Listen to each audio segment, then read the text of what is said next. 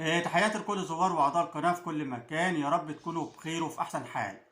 بدأنا معكم سلسلة على القناة عن أجرى النجمات اللي قدمت أدوار جريئة جدا سواء في السينما المصرية أو العربية أو الأجنبية، وكانت أدوار مثيرة جدا، واللي البعض في المجتمع رفضها وقال إن هذه المشاهد تعتبر ضد العادات والتقاليد اللي اتربى عليها المجتمع. لكن في بعض النجمات اللي صرحت في وسائل إعلامية وقالت إن احنا قبلنا بالمشاركة في هذه الأدوار لهدفين. الهدف الأول هو المال، والهدف الثاني هو الشهرة. وفي بعض النجمات طبعا طلعت على وسائل الإعلام في تصريحات خاصة وقالت إن في بعض الأعمال اللي هم قاموا بالمشاركة فيها ولكن ندمانين عليها وتعتبر نقطة سوداء في حياتهم. بدأنا السلسلة بالنجمة الكبيرة ناهد يسري. عرضنا أهم المعلومات عنها، سواء المعلومات الشخصية، المعلومات العامة، الأعمال اللي قامت بالمشاركة فيها سواء في السينما أو في التلفزيون، وكمان عرضنا الفيلم اللي يعتبر نقطة سوداء في حياة النجمة ناهد يسري، وهو فيلم سيدة الأقمار السوداء. عرضنا كل المعلومات عنها، ودلوقتي مع نجمة جديدة. يا ترى هي مين؟ طبعا احنا عملنا تقرير عنها، وفي تصريحات كشفت عنها هي شخصية تعتبر مسكرات حياتها.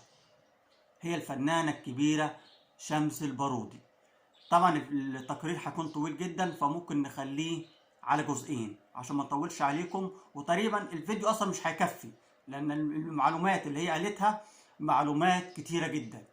والفيلم اللي يعتبر نقطة سوداء في حياتها وهو فيلم حمام الملاطيفي. اتكلمت بوضوح واتكلمت بمنتهى الجراءة، وقالت ان انا قضيت يوم كامل في شقة مشبوهة، أو بمعنى أصح شقة منافية للآداب. يا ترى هي زارت الشقة دي ليه؟ وكانت بتعمل فيها إيه؟ طبعا كل التفاصيل هنعرفها لما نوصل لنقطة أو لحكاية الفيلم اللي يعتبر نقطة سوداء في حياتها. طبعا النجمة اللي احنا شايفينها دلوقتي في الصورة قدامنا هي النجمة الكبيرة شمس البارودي، واللي هنحكي دلوقتي كل التفاصيل عنها سواء المعلومات الشخصية أو العامة أو حتى الأعمال اللي قامت بيها. يا ريت قبل ما نبدأ في مذكرات النجمة الكبيرة شمس البارودي ونحكي كل التفاصيل عنها، يا ريت ما تنسوش الاشتراك في القناة وتفعيل زر الجرس وعمل لايك للفيديو. وسامحوني لو كنت هطول في الفيديو، ولكن أنا هختصر فيه على قد ما أقدر. التقرير طويل جدا، المذكرات او الاسرار اللي اتكلمت فيها اسرار كتيره جدا. لو حاولنا نخلصها في الفيديو ده ماشي، ما عرفناش نخلصها فممكن نعمل ليه جزء تاني. طبعا في البدايه شمس البارودي احدى نجمات جيل السبعينيات والثمانينيات في السينما المصريه، حاله فنيه فريده مفيش حد يقدر ينساها، فقد تربعت على عرش النجوميه لسنوات عديده جدا، وظلت هي نجمة الشباك الأكثر بطولات في جيلها.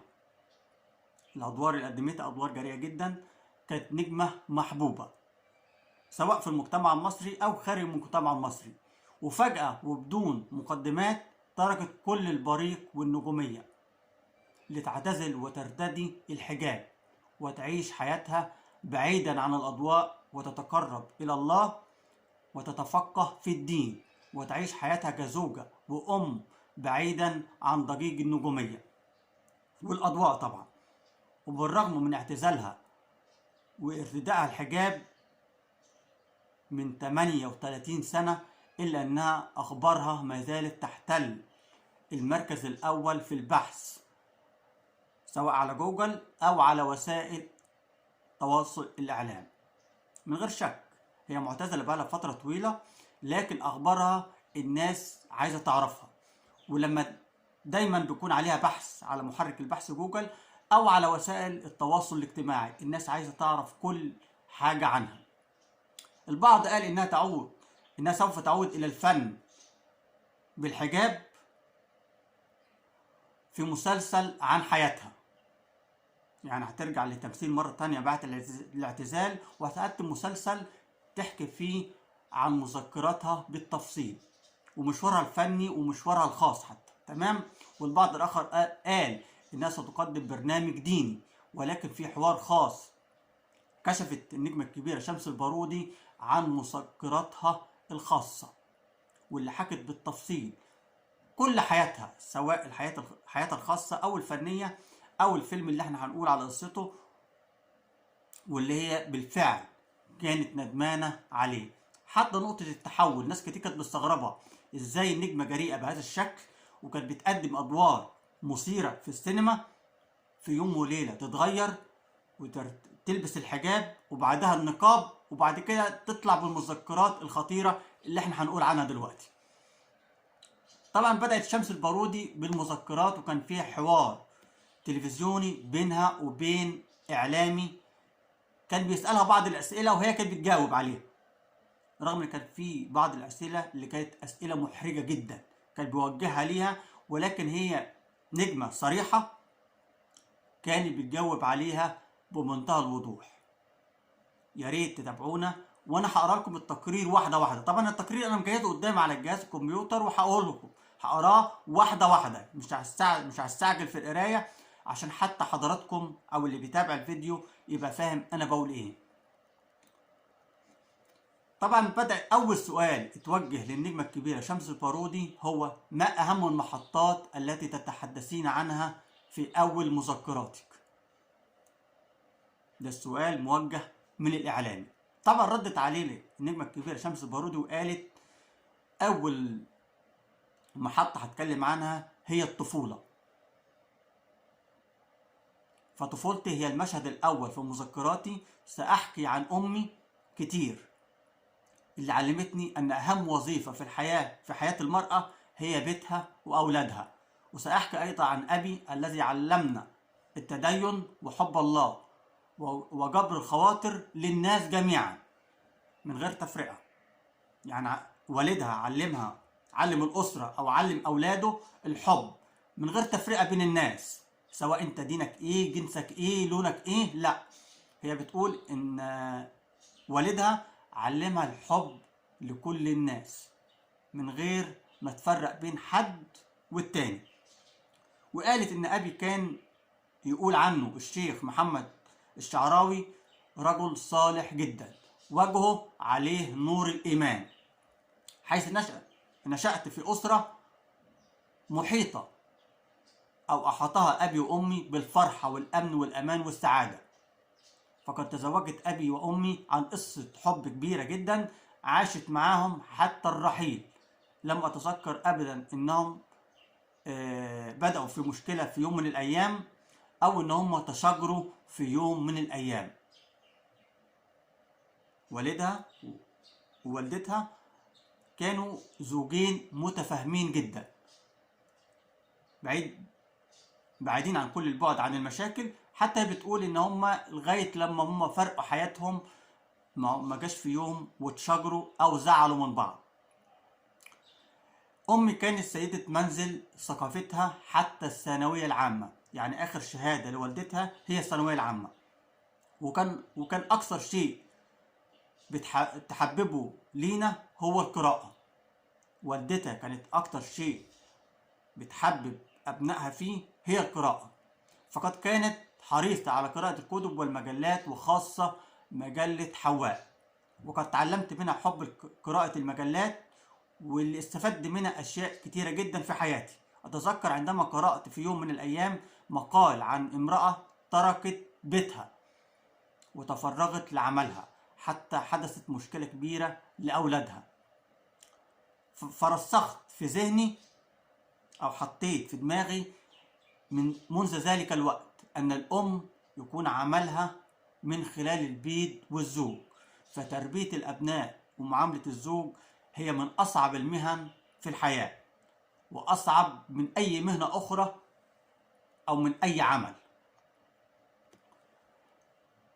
أما بالنسبة لوالدها فبدأت الكلام وقالت: أبي تخرج في كلية التجارة وكان مدير مصانع كافوري للنسيج، ده طبعا قبل التأميم، وبعد التأميم أصبح مدير مصانع شبرا الخيمة للصباغة والتجهيز. وكان أبي وأمي حريصين كل الحرص على أن هم ياخدونا إلى معارض الكتب لينمو فينا حب القراءة والثقافة، إلى جانب أنهم كانوا حريصين على أن تنمو عندي هواية الرسم. طبعا معروف ان النجمة الكبيرة شمس البارودي كان الهواية المميزة عندها هي هواية الرسم، وكانت شاطرة جدا فيها. فقد كان يشتريان لي الألوان والورق واللوحات اللي أنا برسم عليها. وأتذكر أنني كنت طالبة تجيد رسم الخرائط، كانت طالبة متفوقة جدا في الدراسة بتاعتها، وكان هوايتها هي رسم الخرائط في المدرسة. فقد فقد فكنت أحب مادة الجغرافيا جدا، وكانت معلمتي أو المدرسة كانت بتدرس ليها، وهي الأستاذة سعدية، بتحرص على أن أرسم الخرائط وإنها تقوم بتلوينها. كانت المدرسة اللي هي بتدرس لها كانت مخصصة ليها الموضوع ده، أنت ترسم الخرائط وتلونيها، لأنني كنت أحب هذه الهواية جدا. السؤال الثاني اللي توجه ليها مشهد من مشاهد حياة شمس البارودي لا تنساه. في مشهد في حياتها الإعلامي بيسأله عنها وبيقول لها إيه أكتر مشهد مر في حياتك وما تقدريش تنسيه؟ طبعا ردت عليه النجمة الكبيرة شمس البارودي وقالت أكتر مشهد مستحيل إن أنا أنساه هو رحيل أختي الصغيرة إلهام. كانت في عامها الأول، لا أنسى أبدا هذه الجريمة التي نشرت في الصحف، وكيف رحلت عن عالمنا. هي دلوقتي هتحكي قصة أختها الصغيرة إزاي توفت، وإزاي الجريمة البشعة اللي اتعرضت ليها. طبعا قالت إنها توفيت بصورة أكثر بشاعة. فقد عشنا في حي شبرا بجوار عائلة أمي،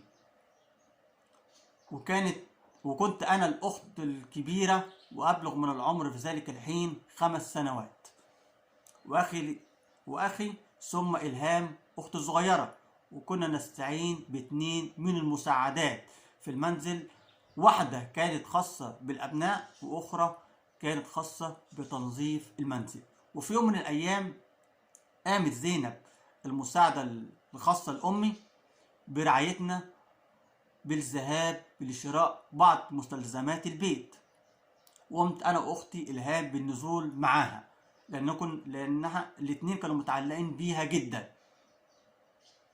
وبعد نزولنا من المنزل بدأت تشتري الطلبات المطلوبة للبيت، وقالت فجأة الفلوس خلصت، أو المال اللي معاهم خلص، ومحتاجين فلوس عشان نكمل باقي المشتريات أو طلبات البيت، لأنها صرفت كل الفلوس اللي معاها، ومازال في حاجات عايزين نشتريها للبيت.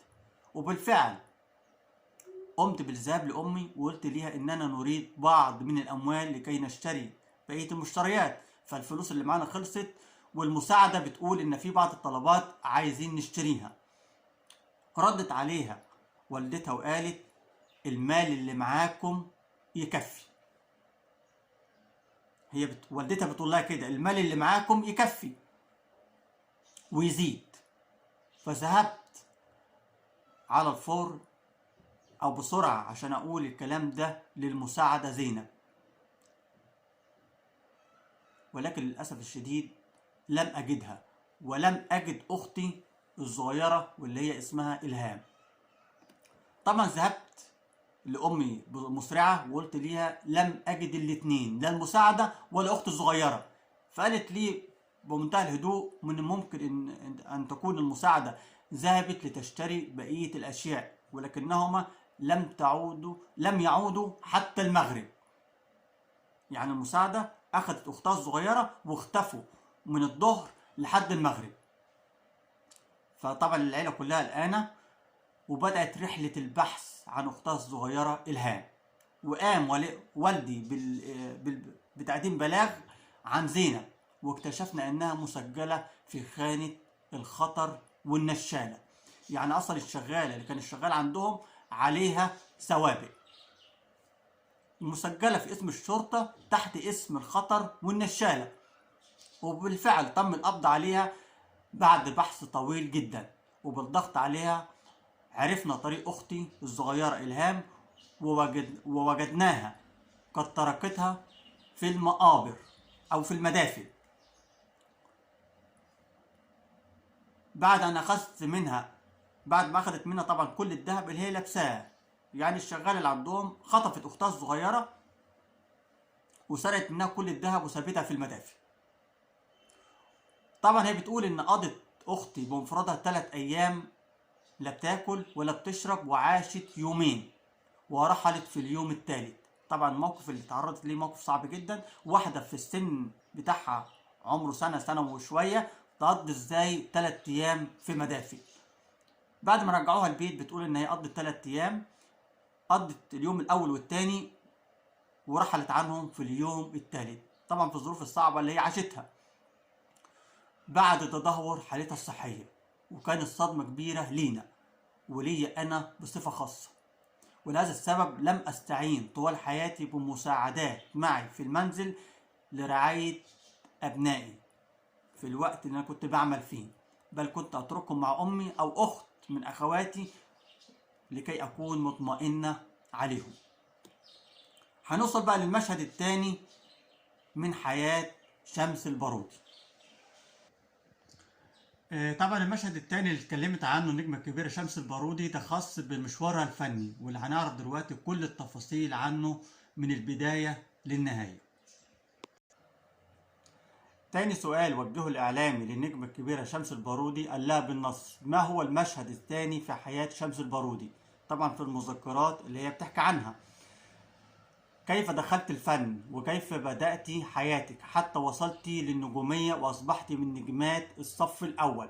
ده كان السؤال الموجه لشمس البارودي. طبعا هي جاوبت عليه وقالت: تعرف أبي على المخرج الكبير إبراهيم شكري من خلال صديق لي، وعندما عرض شكري على أبي أن يستعين بيها وبإخواتها البنات في فيلم تسجيلي عن الربيع وافق من غير تردد. وقد تم عرض الفيلم على شاشة التلفزيون المصري في بداية إرساله. وعندما حصلت على الثانوية العامة على مجموع أقل من كلية الحقوق وكلية الفنون الجميلة، قدم أبي لي في معهد السينما ومعهد الفنون المسرحية، وتم قبولي في المعهدين. فالتحقت بمعهد الفنون المسرحية، ثم استعان بي المخرج الكبير عبد المنعم شكري في مسلسل قطر الندى، وده كان أول مسلسل شاركت فيه. وقد توقف المسلسل بعد عرض الحلقة الأولى، وتم تصويري على غلاف لمجلة الجيل. وقد رأت وشافت هذا الغلاف المنتجة الكبيرة ماري كويني، فاستعانت بي في دور صغير جدا في فيلم دنيا البنات مع الفنانة ماجدة الصباح، وده أول فيلم قامت بالمشاركة فيه. وكانت عمتي هي اللي بتاخدها أو بتاخدني للأستوديو وترافقني في هذا الفيلم، لأن أبي وأمي كانوا بيراعوا بقية إخواتي وكانوا مشغولين جدا. وفي كواليس هذا العمل أتذكر أنني لم أكن أتحدث مع أحد، وكانت مدام ماجدة الصباحي تتعامل معي بكل حب ورقة وحنان. وبعد تقديمي لمسلسل العسل المر اختارتني الفنانة هند رستم عشان تقوم ببطولة فيلم الراهبة. وكان اختياري للفيلم بيني وبين النجمة الكبيرة نيلي، وقد فضلت الفنانة هند رستم أن تستعيني بي أنا شخصيا، لأن لدي وجه مليء بالهدوء ومواصفات شكل تتناسب مع الدور اللي هقدمه، وهو الفيلم أو الدور اللي بيخص قصة راهبة. أما نيلي فكانت شقية جدا ولا تناسب الدور كما كانت ترى هند رستم. النقطة الثانية أو السؤال التالي اللي وجهه الإعلامي ليها: ما هي ذكرياتك عن هند رستم؟ طبعا هي قالت: لا أنسى فضل الفنانة هند رستم علي أثناء رعايتها لي في فيلم الراهبة، فقد كانت بتعتبرني زي بسنت بنتها تمام. وقال أبي لهند رستم إن ابنتي أول مرة بتبيت خارج المنزل، فقالت لي الفنانة هند رستم: أنا بعتبر شمس زي بسنت بنتي. وبالفعل تم الإقامة معها في السويد الخاص بيها أثناء سفرنا لتصوير مشاهد الفيلم. ومن كثرة خوفها عليا تركت لي غرفتها الخاصة في السويد، وكانت بتبيت خارج الغرفة في الريسبشن الخاص بالسويد بجوار المساعدة الخاصة بيها على الكنبة. أتذكر أنني أثناء رحلة التصوير أصبحت بحالة انهيار من البكاء، وكنت أقول لهم إن أنا عايز أكلم أمي، وكنت أبكي بحرقة، وكنت مشتاقة جدا لوالدتها. فطلبوا لي مكالمة من السويتش، وعندما علمت موظفة السنترال إنني الفنانة الشابة اللي قمت بالتمثيل في مسلسل العسل المر، تركت لي المكالمة مع أمي مفتوحة من غير تحديد مدة. السؤال الثالث أو الرابع الموجه ليها: كيف كانت معاملة المخرج الكبير حسن الإمام ليكي أثناء تصوير فيلم الراهبة؟ طبعا هي بتقول إن كانت طيبة جدا، وكان بيعاملني كأب وبيوجهني جيدا أمام الكاميرا. وبعد انتهى التصوير كان بيتصل ويقول لي: لماذا لا تتصلين بي يا شمس من حين لآخر؟ بتقول: أنا كان بطبعي لا أجيد العلاقات الاجتماعية في أي مجال من المجالات، فأصحابي هم أهلي وصديقاتي في المدرسة، وهم عالمي الذي أعيش فيه. يعني ما كانش لي أصدقاء كتيرة. مرحلة عملك مع المخرج صلاح أبو سيف كيف كانت؟ ده سؤال موجه ليها. طبعا قالت: تعاملت مع المخرج صلاح أبو سيف في مرحلة نضوجي الفني أو في بداية مشوارها الفني، فأنا طوال عمري أتعامل مع مخرجين كبار زي حسن الإمام، صلاح أبو سيف، حلمي رفلة وغيرهم. وقد كان المخرج حلمي رفلة صديق مقرب للأسرة ولزوجي حسن يوسف بالتحديد، وكنت أناديه دايما ببابا حلمي. وكثير ما كان يدعونا لقضاء بعض اللقاءات عنده في المنزل، وكنا بنتقابل مع الزميلة العزيزة نجلاء فتحي وزوجها في ذلك الوقت صلاح أبو سيف. صلاح أبو سيف كان أب وأخ كبير وخلوق طيب القلب. وأحب أن أضيف هنا أن فيلم حمام الملاطيني، واللي هنتكلم عن قصته دلوقتي لأن قصته مهمة جدا، والذي أخرجه لي، لم أقدم فيه أي مشاهد غريبة أو غير طبيعية.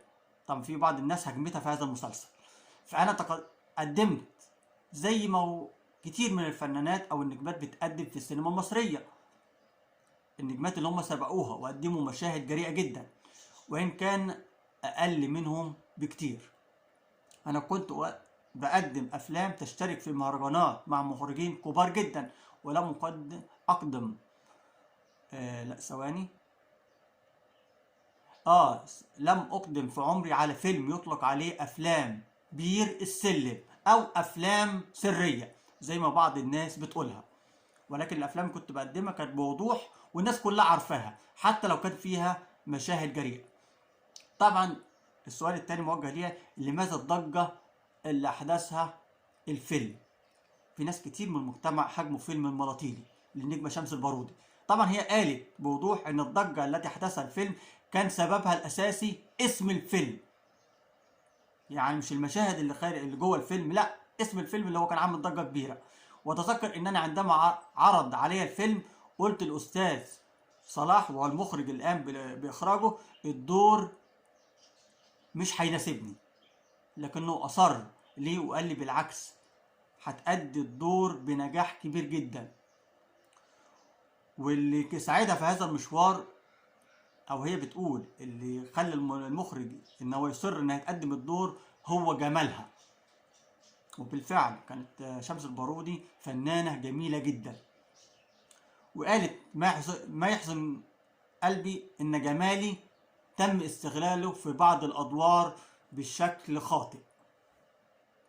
يعني بعض المخرجين اختاروها في بعض الادوار الجريئة اللي هي بتقوم بيها بسبب جمالها، وقالت ان السبب جمالي هو يعتبر كان عقبة قدامي.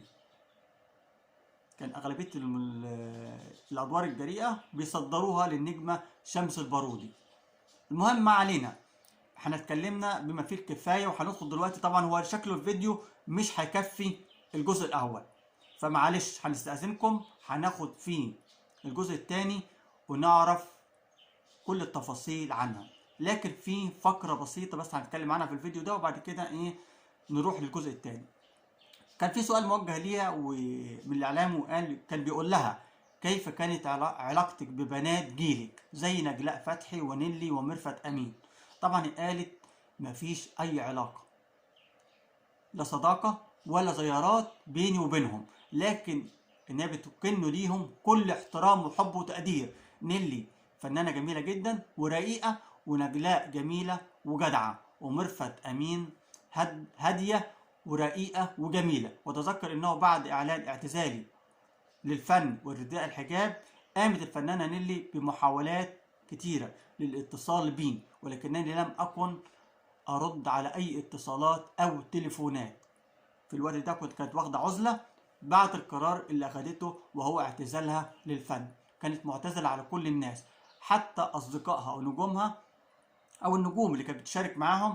قالت ما كنتش بكلمهم فترة طويلة. قالت انا كنت معتكفة في البيت لوحدي، مخصصة وقت كله للصلاة والقراية عشان اطلع على امور الدين اللي انا ما كنتش اعرفها خلال فترة عملي. معروف ان العمل بياخد الانسان فترة طويلة، ممكن ينسيه حاجات كتيرة جدا، وممكن ينسيه بيته. عشان كده بتقول ان انا اول ما خدت قرار الاعتزال فكرت في نقطة واحدة بس، ان انا اقرب لربنا، وان انا اعوض الايام اللي ضيعتها في العمل انت عارفين بقى الباقي. تمام كده الفيديو مش هيكفي الجزء الاول، هندخل على الجزء الثاني. بس نقطة مهمة، يا ريت تتابعونا الجزء الثاني لانه جزء مهم جدا، وهنعرف فيه حقيقة الفيلم اللي هو اثار ضجة كبيرة في المجتمع، وهو فيلم الملاطيلي، وازاي قضت شمس البارودي يوم كامل في شقة مشبوهة، او بمعنى صح شقة منافية للآداب. يا ترى المخرج خد الشقة دي ليه قبل تصوير الفيلم؟ تابعونا في الجزء الثاني.